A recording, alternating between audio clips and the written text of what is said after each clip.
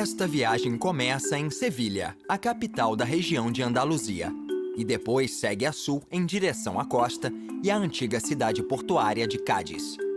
A leste fica a Península Rochosa de Gibraltar, e ao norte, depois de Costa del Sol, as cidades resort de Marbella e Fuengirola. Seguindo para o interior, encontra-se o vilarejo de Allora, onde casas de cal contrastam com a paisagem árida.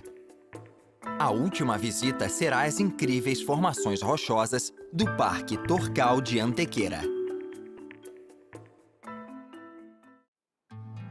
Sevilha, a quarta maior cidade da Espanha, é a capital artística, cultural e financeira do sul do país. Além de ser a capital de Andaluzia, uma das 17 regiões autônomas espanholas.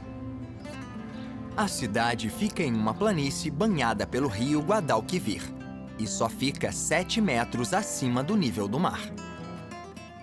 Sevilha tem mais de 2.000 anos de idade e seu estilo foi influenciado pelo legado cultural das civilizações conquistadoras.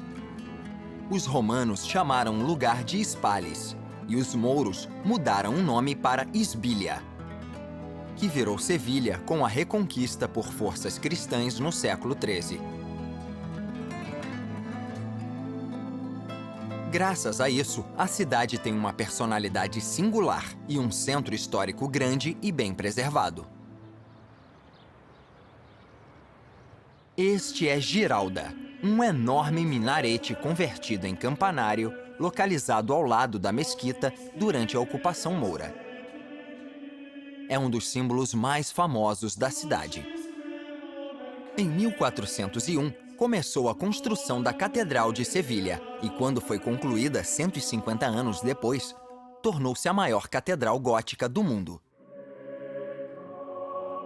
O propósito dela era mostrar a nova riqueza da cidade, já que Sevilha havia se tornado um importante centro comercial no século XIV. Segundo a tradição oral, a decisão do capítulo colegial foi que a igreja seja tão linda e tão grandiosa que quem a ver pronta irá achar que éramos malucos. Alguns dos elementos da mesquita original foram utilizados na nova catedral. E é o lugar do repouso final de, talvez, um dos exploradores mais famosos do mundo, Cristóvão Colombo.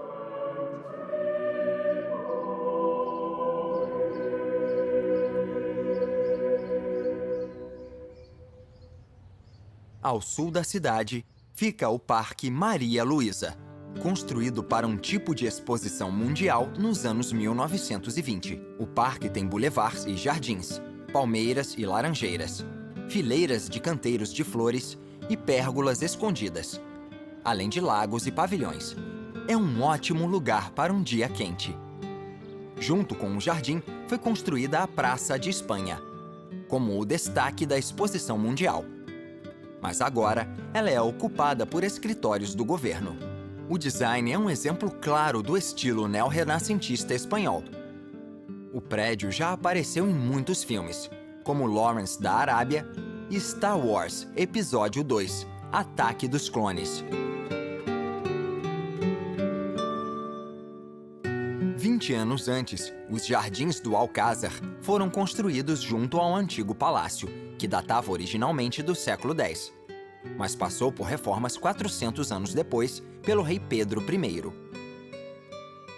Os jardins ingleses com uma porta arqueada islâmica foram inspirados pelos projetos naturalistas do século XVIII. Lá se encontra o Jardim dos Poetas, entre tantos outros. Todos os jardins oferecem ao povo de Sevilha e aos visitantes um reduto de paz e tranquilidade e uma sombra muito bem-vinda.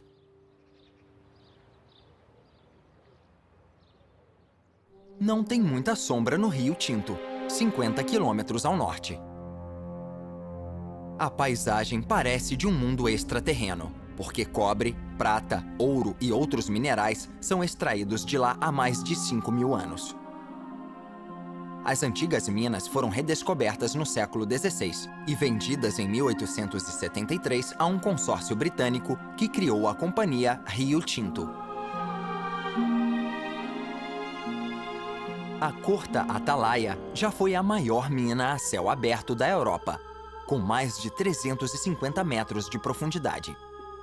Em seu auge, a operação empregou 2.000 trabalhadores, funcionando até 1992. Hoje, o buraco está inundado até a 16ª bancada. Um dos problemas da mineração em uma escala assim é que a paisagem fica destruída e estéril. Devido à pressão ambiental, muitas empresas mundo afora são obrigadas a deixar o lugar da mesma forma como o encontraram.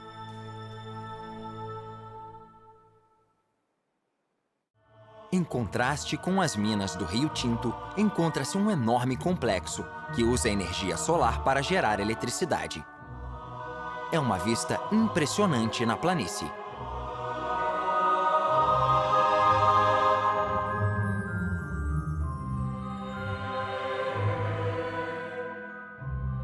Esta é a nova usina PS20, que fica perto de Sanlúcar la Mayor, 25 quilômetros a oeste de Sevilha. É um dos complexos de energia solar mais poderosos do mundo, gerando 20 megawatts de eletricidade. 1.255 heliostatos refletem a radiação solar até o receptor no topo da torre, de 165 metros. O intenso calor produzido pela concentração de luz cria vapor que gira turbinas e gera eletricidade.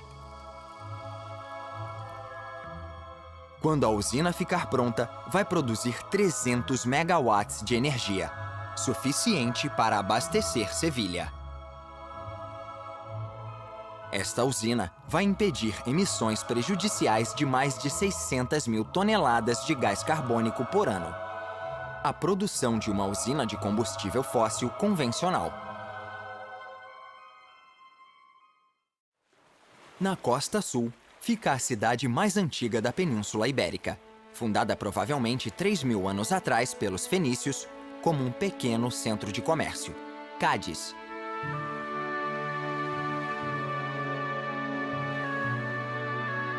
A cidade já foi ocupada pelos gregos, cartagineses, romanos, visigodos e mouros, até ser finalmente reconquistada pelos espanhóis de uma vez por todas no século XIII.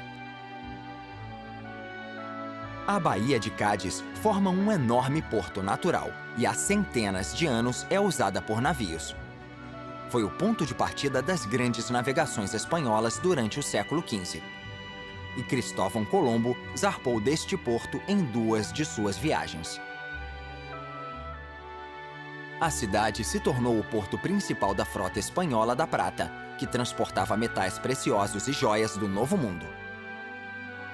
Isso também trouxe perigos, e em 1587, uma frota inglesa sob o comando de Sir Francis Drake ocupou o porto durante 3 dias e destruiu mais de 30 navios.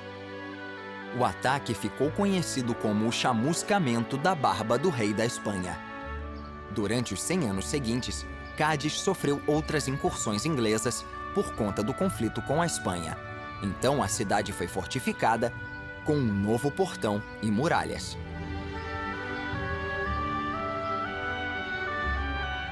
O turismo é uma parte importante da economia da cidade há mais de um século. E entre 2 fortes está a praia mais famosa de Cádiz, La Caleta. Com um pavilhão praiano e uma esplanada do século XIX, é um destino popular para turistas e espanhóis. As poucas praças são os únicos espaços abertos de Cádiz, já que o local é todo ocupado por ruas estreitas e casas.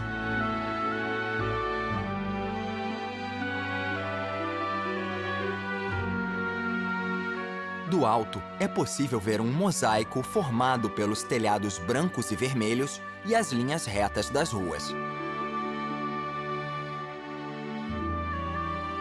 O prédio que mais chama a atenção é a Catedral, que foi construída no século XVIII para substituir a antecessora que pegou fogo.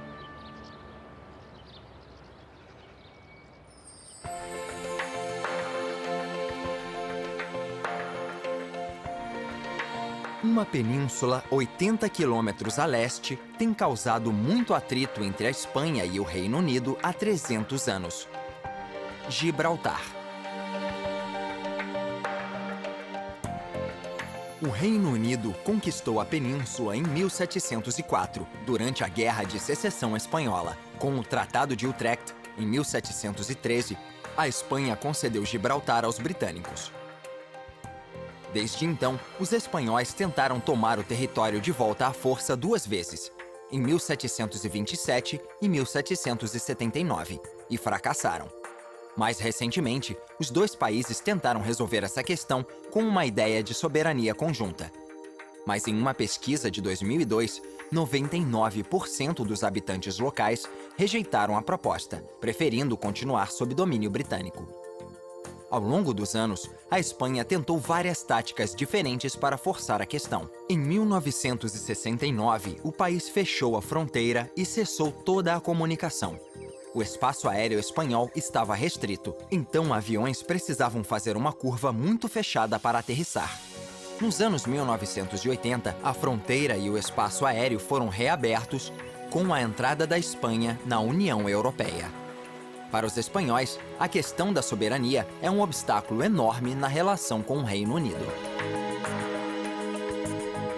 Para os britânicos, a importância de Gibraltar é sua posição estratégica como um porto para a frota mediterrânea. É uma base naval importante há 300 anos. E nesse tempo, a população aumentou para aproximadamente 30 mil pessoas. A maior parte da população mora na região urbana, no lado oeste da península. 25 anos atrás, 60% da economia de Gibraltar era dominada pelo estaleiro. Mas hoje, o número diminuiu para 7%.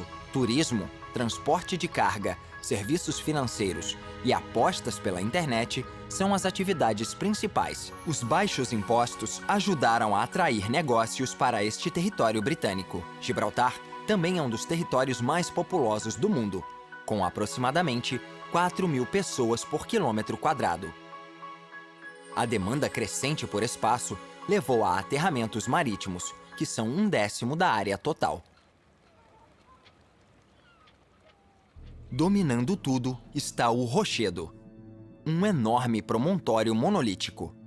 Do topo, é possível ver a costa da África a 20 quilômetros de distância.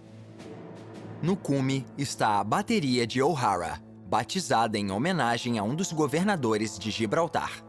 O canhão original era de retrocarga e calibre 152, mas foi trocado por um de calibre 230 em 1901. Esta arma de fogo impedia que navios inimigos entrassem no Mediterrâneo. Hoje em dia, em épocas mais pacíficas, Gibraltar oferece abrigo, mantimentos e combustível para navios de passagem. Só há problemas quando uma embarcação colide com outra.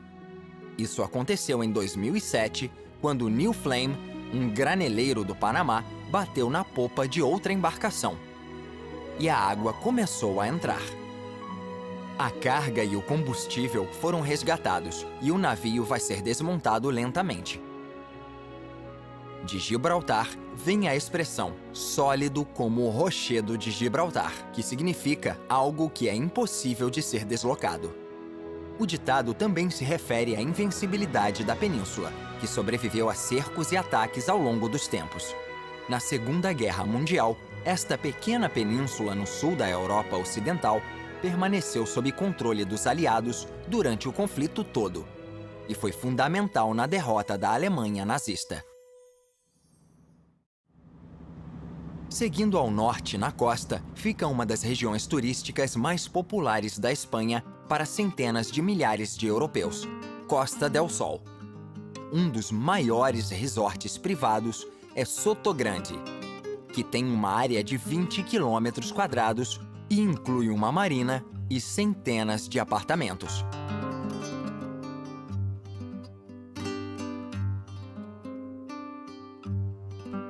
O resort também é conhecido por ser um exemplo arquitetônico em Costa del Sol para todos os tipos diferentes de vilas de luxo, mostrando desde o estilo andaluz tradicional até algo mais moderno. Sotogrande é famoso por seus 4 campos de golfe.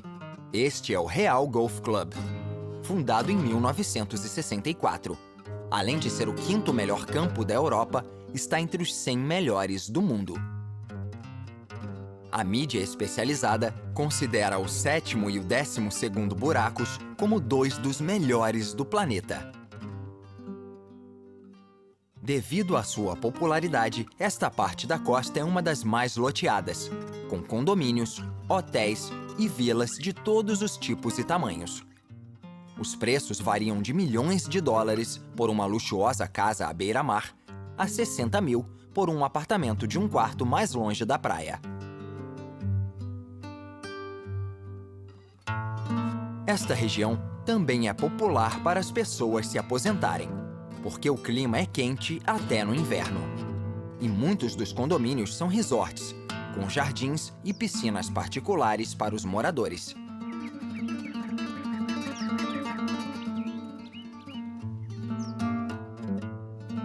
Um dos mais conhecidos é Puerto Banús, construído nos anos 1970 por um espanhol como uma marina e um complexo de compras de luxo para os super ricos, com hotéis e apartamentos atrás do porto. A marina tem uma capacidade para 900 barcos, incluindo os iates particulares das pessoas mais ricas do mundo, como membros de várias famílias reais, atores e astros do rock.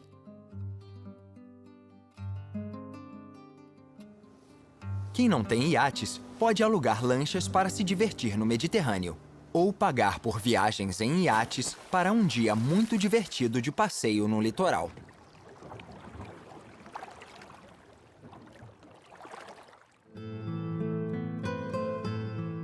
Marbella é um dos resorts mais importantes e populares em Costa del Sol.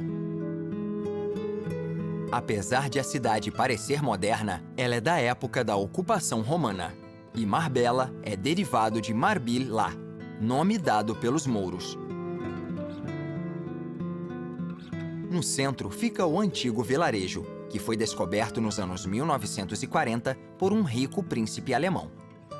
Ele ficou tão impressionado com o lugar que resolveu comprar a terra e vender Marbella como um destino turístico. O empreendimento deu certo, porque atraiu os ricos e famosos de todos os cantos da Europa.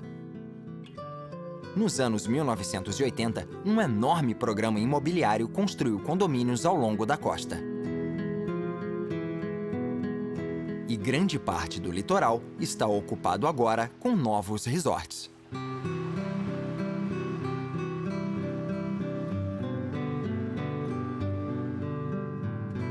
Do farol na Punta de Calaburas, é possível ver a enorme cidade de Fuengirola ao norte.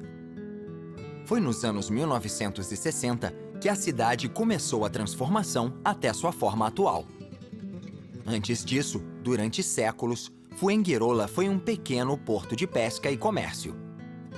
O passado da cidade se estende até os fenícios, que ocuparam Fuengirola antes dos romanos. Na Idade Média, quando a cidade foi tomada pelos mouros e era chamada de Suel, ela foi incendiada. A população foi expulsa e o local ficou todo em ruínas. Só o castelo ficou de pé.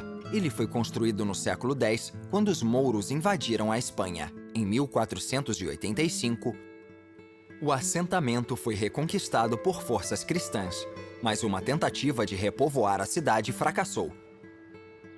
300 anos depois, um pequeno vilarejo e porto começaram a surgir na sombra do castelo, dando início ao renascimento de Fuengirola. Seguindo para o interior, a paisagem fica mais montanhosa e árida. Parece quase estéril se comparada à populosa costa. Pequenos vilarejos de cal fazem um contraste com o interior seco. Esta é Álora, que data da época dos fenícios, que provavelmente construíram o primeiro castelo na colina acima do vilarejo. O edifício foi reconstruído pelos romanos, destruído pelos visigodos e reconstruído de novo pelos mouros. Forças espanholas finalmente recuperaram o castelo em 1485. No fim do século XVII, Álora foi o lar do escritor Miguel de Cervantes durante 5 anos. Ele é o autor de Dom Quixote, que especialistas consideram o primeiro romance moderno e um clássico da literatura ocidental. 15 quilômetros ao norte encontra-se uma maravilha natural da Andaluzia: as Gargantas de El Choro. Estes imensos precipícios têm 200 metros de profundidade e, em alguns trechos, apenas 30 metros de largura. Do lado da ferrovia está uma passagem com uma ponte que atravessa a primeira garganta. Ela foi construída no início do século XX, mas está fechada porque vários trechos caíram. Entre as gargantas está uma área a céu aberto chamada La Joya. A região abriga algumas das aves de rapina mais conhecidas na Espanha: águias douradas, abutres folveiros, falcões peregrinos e águias de Bonelli. Os precipícios foram criados há milhares de anos pela água que entrava entre as rochas quando os 3 rios que atravessam a garganta enchiam. Hoje é um lugar mais tranquilo, porque o rio Guadalhorce foi represado em 3 trechos para gerar energia hidrelétrica. Então, o fluxo de água pode ser regulado. 15 quilômetros a oeste fica o destino final desta jornada. É uma das paisagens de calcário mais impressionantes de toda a Europa, o Parque Torcal de Antequera.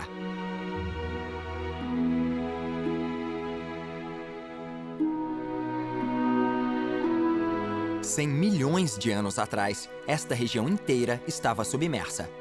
Movimentos violentos da crosta da Terra gradualmente transformaram a área em colinas e montanhas de 1.300 metros de altura. Durante esse processo geológico, o calcário manteve sua formação horizontal em camadas. E a chuva, durante milhões de anos, de pouco em pouco, esculpiu estas formas incríveis. O processo é conhecido como karstificação. Muitas das formações começaram a ficar parecidas com objetos comuns e foram apelidadas para refletir isso. Tem uma esfinge, uma jarra, um chapéu e um camelo, entre outros. Na primavera, há uma variedade incrível de flores selvagens, e a região abriga inúmeras espécies animais, como a cobra rateira, o sardão, o abutre folveiro e a cabra montanhesa.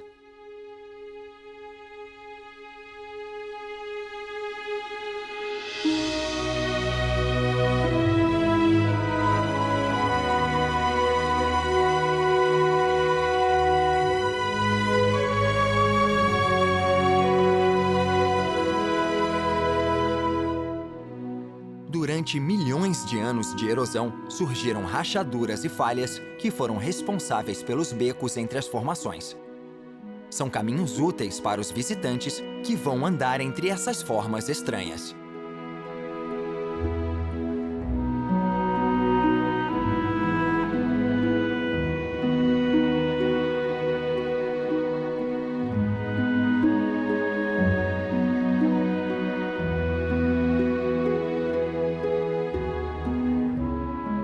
Mas é preciso tomar cuidado no verão, porque o calor pode ser muito perigoso. Levar um bom suprimento de água é essencial. O novo centro de visitantes é um bom ponto de partida, e as pessoas podem escolher entre 3 tipos diferentes de passeios no parque. Uma passarela dá em uma escarpa e oferece a todos que vão lá uma vista impressionante do sul. É o lugar perfeito para encerrar esta jornada.